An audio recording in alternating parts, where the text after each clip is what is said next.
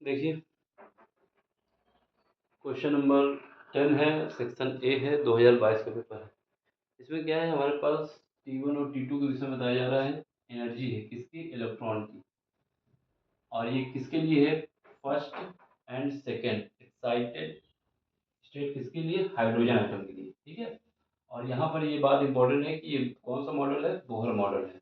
यहाँ पर हमें एक बात याद होनी चाहिए, यहाँ पर क्या होता है, सबसे पहले हमारे पास लैम्डा एन बराबर अगर 1 है, ये कौन सा मॉडल होता है, सबसे पहले अगर एन बराबर 1 से स्टार्ट होता है तो लेमन मॉडल होता है। फिर उसके बाद दूसरा कौन सा स्टार्ट होता है, बोहर मॉडल स्टार्ट होता है। यहाँ पर एन बराबर क्या होता है, 2 होता है, यो एन बराबर 2 है। फिर इसके बाद यहाँ पर क्या आता है, एन बराबर 3 से कौन सा आता है, यहाँ से आता है पार्शियल। तो ऐसे बढ़ता रहता है। अगर हम बात करें कि लेमन की पहली स्टेट क्या है, एन बराबर 1 से, वहीं बोहर की पहली स्टेट क्या है, एन बराबर 2। दूसरी स्टेट बोहर की क्या है, एन बराबर 3 है। तो ये बोहर के लिए पहला ये है, ये B1 है। दूसरा क्या है, ये हमारे पास बोहर के लिए दूसरी B2 है।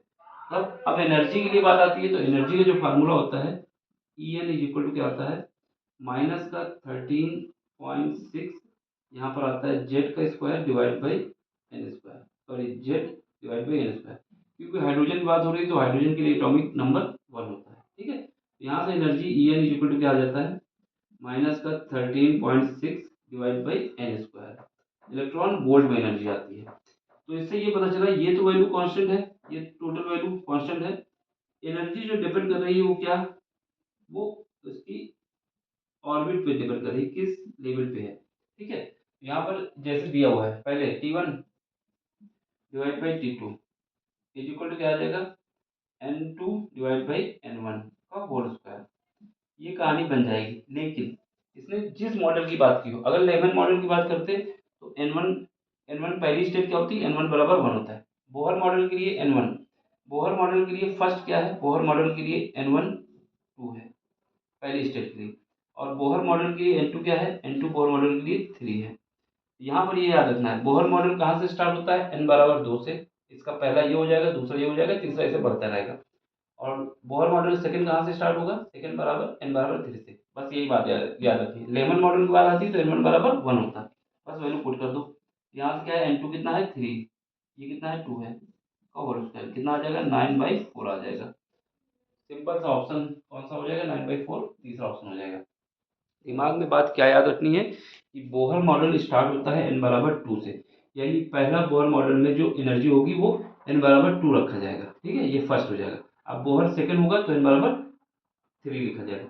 बोहर 5 होता है तो n बराबर 6 लिखते हैं, यानी एक बढ़ा के लिखना है, ठीक है, क्योंकि इसकी स्टार्टिंग n बराबर 2 से ही हो रही है। लेमन की बात होती तो लेमन बराबर n1 1 होता, n2 क्या होता, 2 होता। तो इसका रेशियो क्या आता है, 1:2, सॉरी 4:1 आता है। अगर पार्शियल की बात आती तो क्या होता, N1 क्या होता, पहली स्टेट क्या होती, 3, दूसरी क्या होती, 4 होती, ठीक है। ये याद रखना दिमाग में। देख लो, समझ लो, कहीं पर भी डाउट हो तो पूछ लेना। मिलते हैं अगले लेक्चर में। सिंपल सा क्वेश्चन है, यहाँ पर क्या लिखा है यही पे डिपेंड करता है। यहाँ 11 लिखा होता तो N1 बराबर 1 होता, N2 बराबर 2 होता। पार्शियल लिखता तो N1 बराबर 3 होता, N2 बराबर 4 होता। लेमन लिखा, बोहर लिखा था, बोहर N1 बराबर 2 और N2 बराबर 3।